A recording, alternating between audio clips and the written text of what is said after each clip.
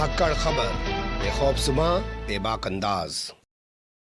धाकड़ खबर के news room से मैं आपके साथ हूं अकरम रईस खान। एक तरफ उत्तर प्रदेश के मुख्यमंत्री या यूं कहूं कि गोरखपुर जैसी धर्म नगरी के साधु आदित्यनाथ योगी दावा कर रहे हैं, बयान जारी कर रहे हैं पहले चरण के मतदान से ठीक पहले, और लोगों को कह रहे हैं कि अगर भाजपा हार गई तो 5 साल की मेहनत पर पानी फिर जाएगा और उत्तर प्रदेश बंगाल बन जाएगा, उत्तर प्रदेश केरल बन जाएगा, उत्तर प्रदेश कश्मीर बन जाएगा। शायद लिखने वाले ने स्क्रिप्ट उनकी सही नहीं लिखी है, वरना वो असम का भी जिक्र कर देते कि उत्तर प्रदेश में अगर भाजपा हार गई तो उत्तर प्रदेश असम बन जाएगा।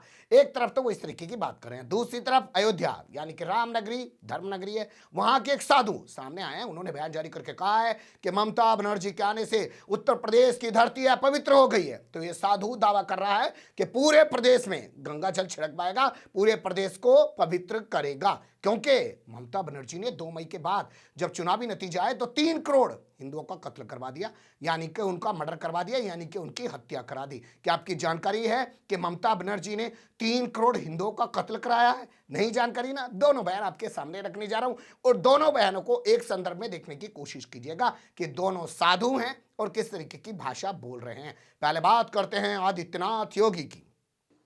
आप शायद सोच रहे होंगे कि मैं अब आपसे सुरक्षा प्रदान करने के एवज में आपका वोट मांगू।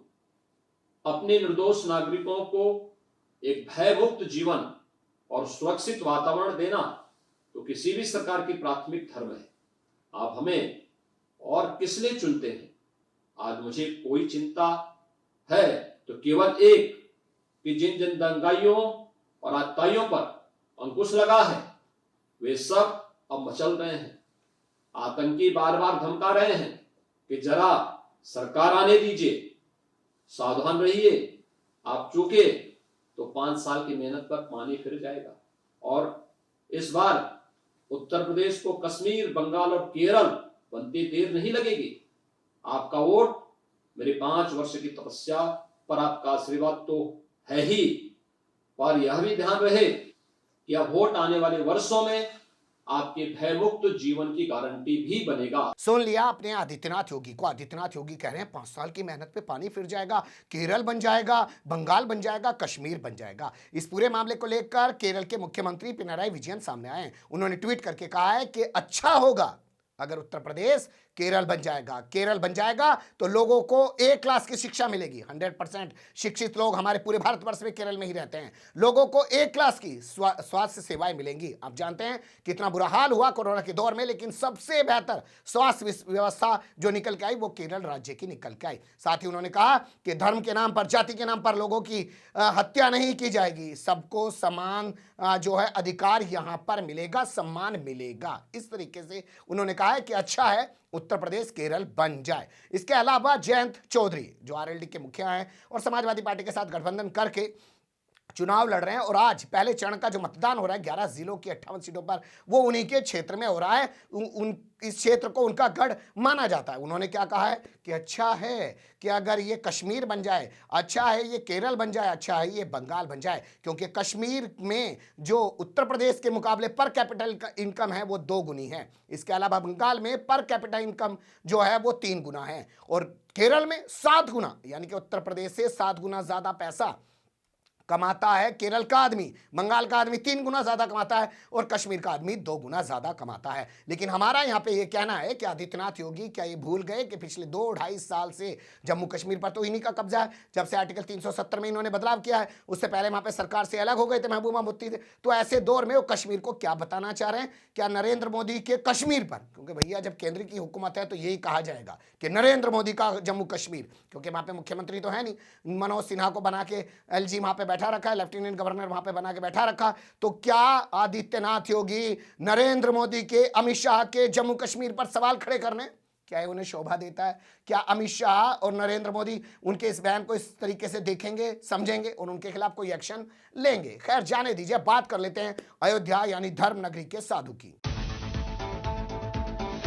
तो अयोध्या यानी रामनगरी धर्मनगरी के साधु हैं जिनका नाम है परमहंस दास। वो अपना नाम भी खुद ही बता रहे हैं। हमेशा विवादों में रहते हैं। भारत को हिंदू राष्ट्र नहीं बनाया तो मैं जान दे दूंगा। अभी तक जान नहीं दी है, कई बार अपने वादे से मुकर चुके हैं। लेकिन अब इन्होंने कैसा बयान दे दिया ममता बनर्जी को लेकर, कहा कि उनके आने से उत्तर प्रदेश है पवित्र हो गया है, गंगा जल छिड़क कर ये उसका शुद्धिकरण करेंगे, पवित्र करेंगे। क्योंकि ममता बनर्जी ने 2 मई के आए नतीजों के बाद बंगाल में 3 करोड़ हिंदुओं का कत्ल करवा दिया है, मर्डर करवा दिया, हत्या करवा दी। इनकी जबानी सुन लीजिए।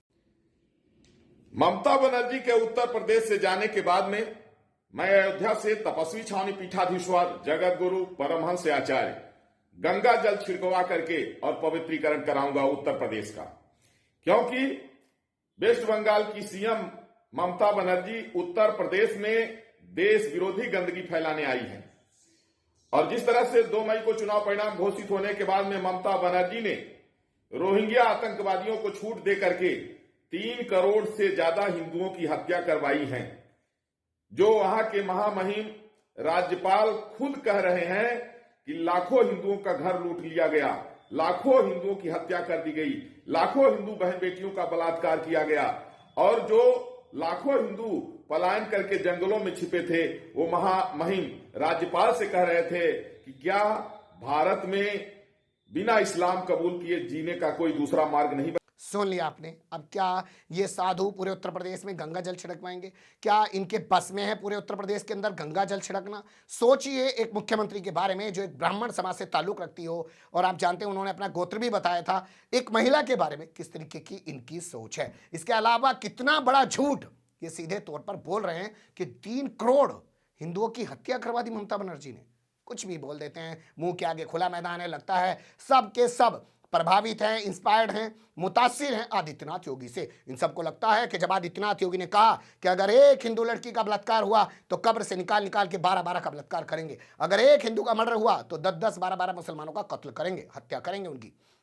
तो वो आदमी आज मुख्यमंत्री है, तो हम लोग क्या मंत्री भी नहीं बन सकते हैं? कुछ दिन पहले इस शख्स का एक वीडियो सामने आया था जिसमें इसने कहा था कि योगी के बाद प्रधानमंत्री मैं बनूंगा, या नरेंद्र मोदी के बाद सीधे प्रधानमंत्री मैं बनूंगा। अपनी महत्वाकांक्षा भी ये शख्स दिखा चुका है, जो खुद को साधु कह रहा है, वो भी सुन लीजिए। संत हैं, मोदी जी बहुत बड़े संत हैं। मोदी जी देखे हिमालय में जाकर के कर रहे हैं, पूजा पाठ कर रहे हैं, गंगा आरती कर रहे हैं। और मोदी जी जब तक हैं, उनके बाद मोदी जी कुर्सी छोड़ेंगे तो योगी जी प्रधानमंत्री बनेंगे, नहीं तो मैं बनूंगा। हाँ, या तो योगी जी बनेंगे, नहीं तो हमको कहेंगे तो हम ही बैठ जाएंगे। अभी तो सोनिया गांधी को जो है हराने के लिए मंच पर उपस्थित अरे सुन लिया आपने। तमाम चीजें आपके सामने समेट के रख दी, अच्छी बुरी जो भी आप लोग सोचें, पर एक संदर्भ में जरूर सोचिएगा, ये कैसे साधु हैं, हमेशा सिर्फ इसी तरीके की बातें क्यों करते हैं? क्या कभी आपने इनको प्यार से बातें करते हुए देखा है, या इन्होंने ये शिक्षा पाई है कि प्यार से बात नहीं करनी है? फिलहाल कमेंट्स के रूप में आप लोग अपनी राय दे सकते हैं, खबर को लाइक कर सकते हैं, चैनल को सब्सक्राइब कर सकते हैं, ज्यादा से ज्यादा हमारी खबरों को शेयर कर सकते हैं। फिर ऐसे ही किसी सुलगते हुए या उलझते मुद्दे लेकर मैं आपके सामने होऊंगा हाजिर। फिलहाल अभी मुझे दें इजाजत।